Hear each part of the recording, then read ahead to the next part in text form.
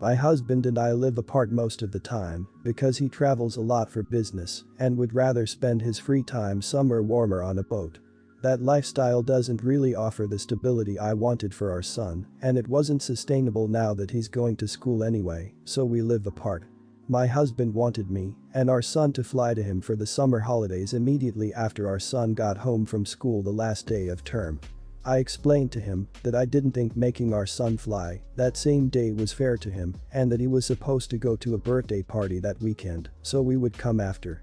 My husband seemed fine with it.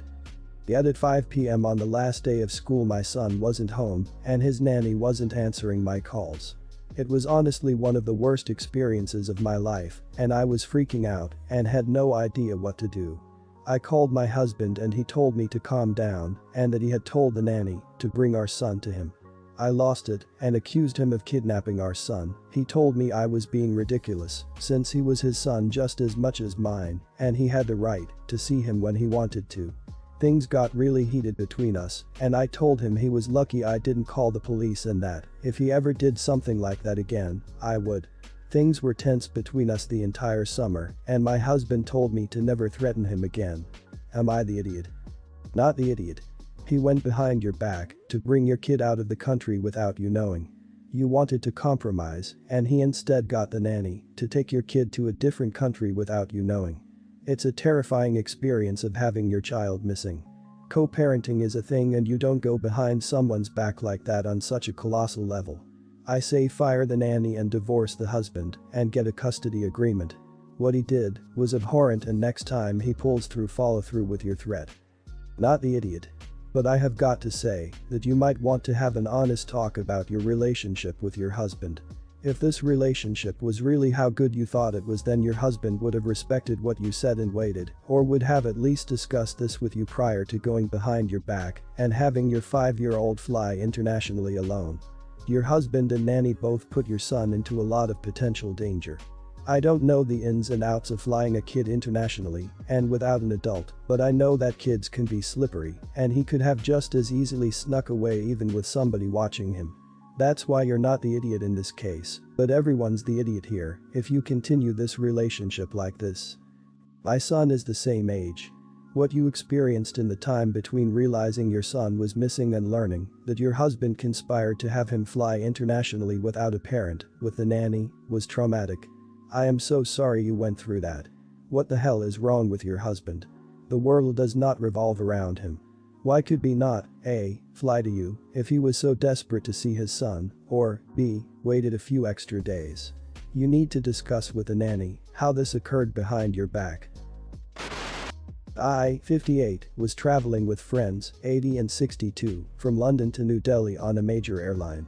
My friends were seated in upper class, and I had an aisle bulkhead seat in premium economy. The flight was oversold. A flight attendant asked me if I would swap with a lady behind me who had a lap child as she was supposed to be in upper class with her husband, but one of them had been bumped back because the flight was oversold. There were multiple things going through my mind that I did not voice, like why wouldn't one parent and the child remain in upper class, where there is more room with perhaps the parent swapping places throughout the 11-hour flight? Or why not buy 3 premium economy seats and let the child have their own seat? And yes, I have had 3 children of my own in a 5-year time span and traveled long haul with them when they were young, and we always bought a seat for each person, usually in economy. Also, knowing by this stage that any of my concerns would be deemed less important than the mother-child combination, I did not explain to her that my bad knee was one of the reasons I chose the seat I did. I simply replied that I did not wish to swap seats.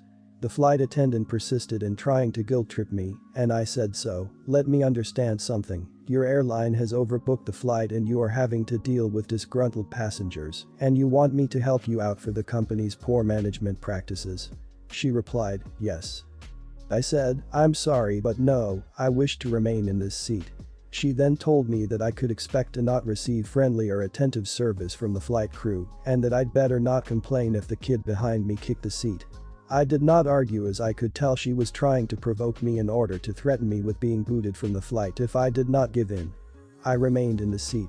So, am I the idiot for not wanting to swap seats?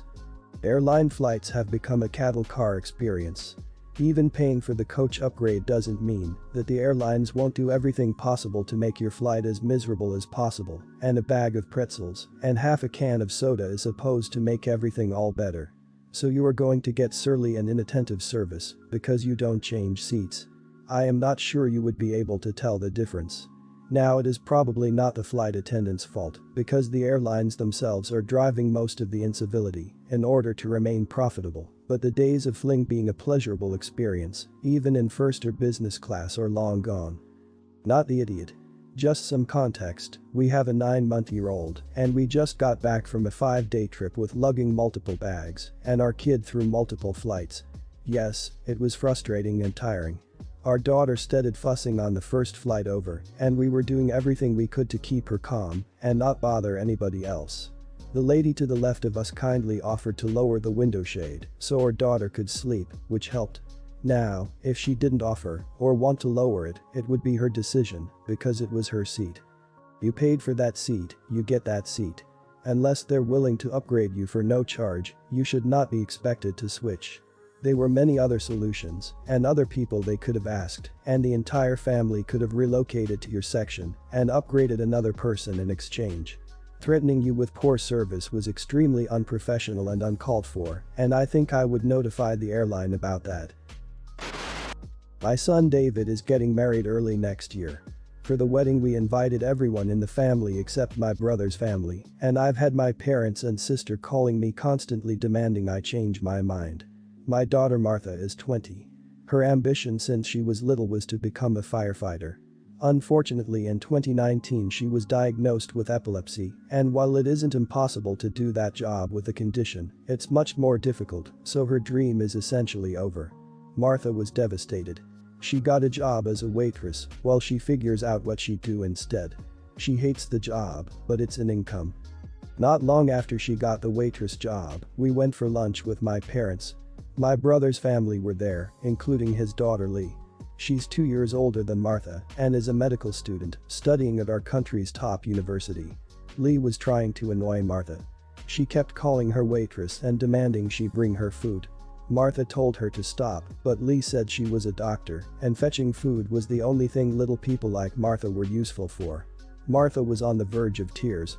She picked up a container and threw curry sauce at Lee, which ruined the dress she was wearing. Lee ran sobbing to her dad, who called Martha a bully, despite Lee having a long history of picking on Martha. My parents and sister sided with them too, because apparently getting a pretty dress ruined is worse than having your dream crushed. We left immediately after, and I've had no contact at all with my brother for the past 2 years. When we invited everyone to my son's wedding, my parents were angry that we left my brother and his family out. For what it's worth, David fully supports not inviting them. I've said that I will consider inviting them only if Lee apologizes for how she behaved towards Martha. My parents have accused me of dragging out a petty grudge. I'm sorry, but what Lee said and did was unforgivable. She tried to torment my daughter during the worst time of her life when she was grieving her dream and felt completely vulnerable. And she's been doing that sort of thing for years. It's David's special day and I want all of us to enjoy it. That means keeping Lee away from Martha. Are we doing the right thing? First things first, I too have epilepsy. I was diagnosed when I was 17 and couldn't go on to the career I wanted to have either. I took a little time off, got a retail job, and went to community college because I had absolutely no idea what I wanted to do with my life now. You have a goal and a focus, and suddenly that's gone. It was so weird. It took 2 years to figure out what I wanted to do, got a degree in that, and have been thriving. Martha will also. Us epileptics are tough and amazing people. Hugs to her. Now on to the topic, not the idiot. That cousin is horrible, and I wouldn't let them anywhere near my precious daughter. Tell the rest of your family who is complaining to stay in their lane and mind their business. Not the idiot. Yes, becoming a doctor is a great feat and very tough, but it doesn't make you better than anyone else. Just because you have a more respectable job and higher income doesn't mean you are superior in any way to people in other fields. You are doing the right thing as Lee obviously doesn't respect your daughter and your brother is enabling her terrible behavior. Since David is okay with it, there is no reason to invite them. Not the idiot. Lee sounds awful. Like others have said, I doubt she will be a good doctor. Judgmental doctors like her just make people mistrustful of health providers and reluctant to seek care, which actively harms patients. It's also just gross of Lee to act as though people are lesser than she is for whatever reason. For what it's worth, both of my parents are doctors and would never behave like this. Lee needs to realize that being a doctor doesn't entitle you to treat others poorly. Heck, if anyone treated my brothers or me the way Lee treated Martha, my parents wouldn't forgive them. My boyfriend of 1 year has a small friend group. It's him, his 2 guy best friends and their girlfriends and 1 other girlfriend of them. His female friend has never shown any issue with my existence or presence. She's more close to my boyfriend than the other guys, but she still hangs out with everyone.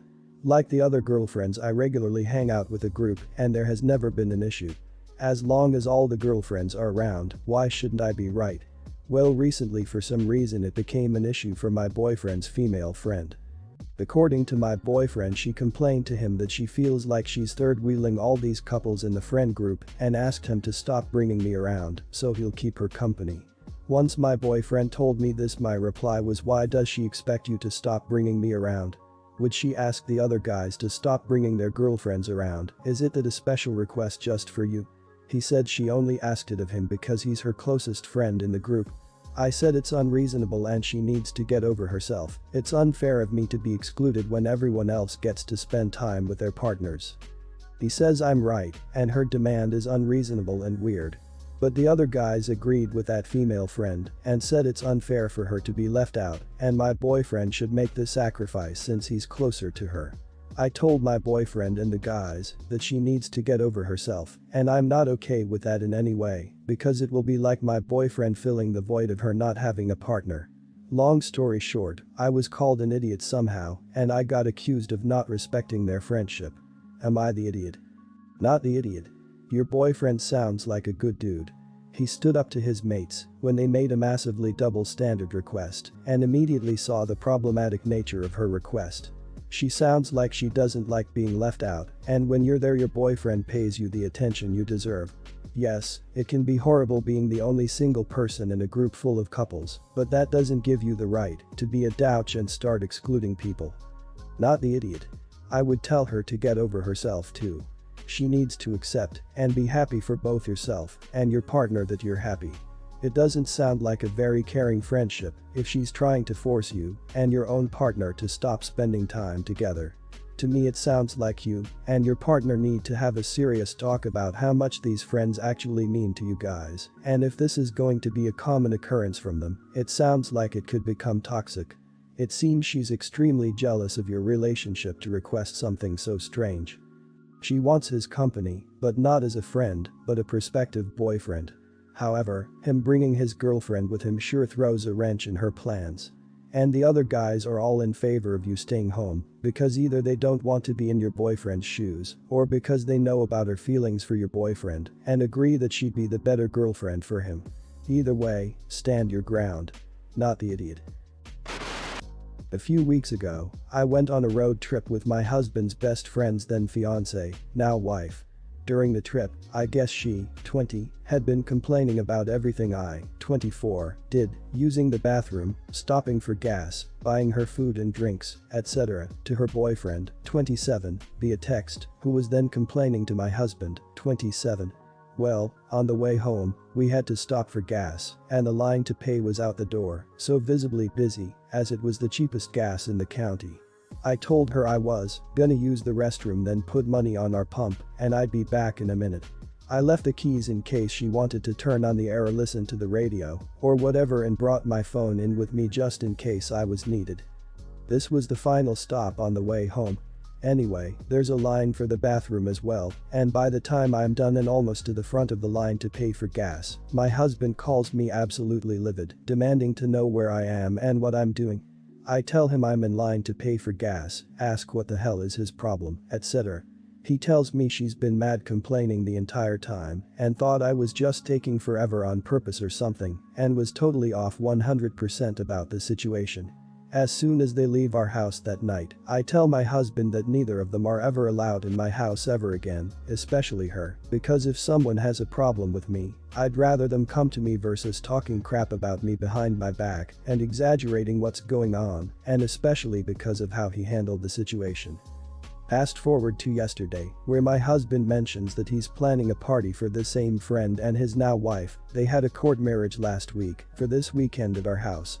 I tell him that, in no uncertain terms, was this woman, who couldn't take things up with me like an adult, going to be celebrating her wedding at my home, especially since I banned her previously.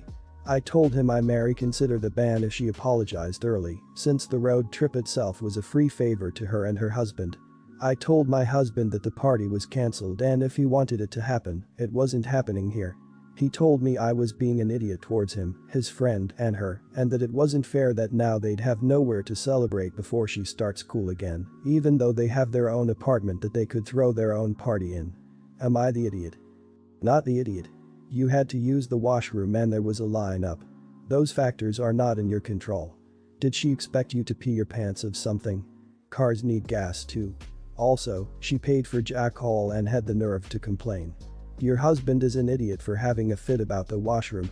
How about hearing both sides of the story before he freaks on you? Also, he is not respecting your ban. Does he value his immature friends over his wife? Not the idiot, but your husband is, from what I am reading. The group are talking about you behind your back, and that makes all three an idiot, considering you are paying for it and you need gas and washroom break. Oh my god, I am bloody nauseous with rage on your behalf just reading this. You're not the idiot. But everybody else in this tale bloody well is, to the moon and back. For starters, what business does a 27-year-old have marrying a 20-year-old who clearly hasn't grown past a teenager's emotional state? The texts, seriously. Why won't the little girl complain to your face? Why is she complaining about things you do for her entitled butt in the first place? What a brat. And your husband. He needs to freaking grow up and be a man and stand by his wife's side and not go off on you because she is haggling him. What is wrong with him? Not the idiot. If 20-year-old is upset, why wouldn't she talk to you? I don't know what she texted to her boyfriend or what he told your husband, but your husband overreacted when he called you. What 20-year-old texted is kind of important to judge if your husband's friend is the idiot here. She could have lied about talking to you. But your husband is the worst here. You told him they weren't allowed back in house and he planned a whole party for them at your house. Doesn't matter what happened before that. You said they weren't welcome and he ignored you.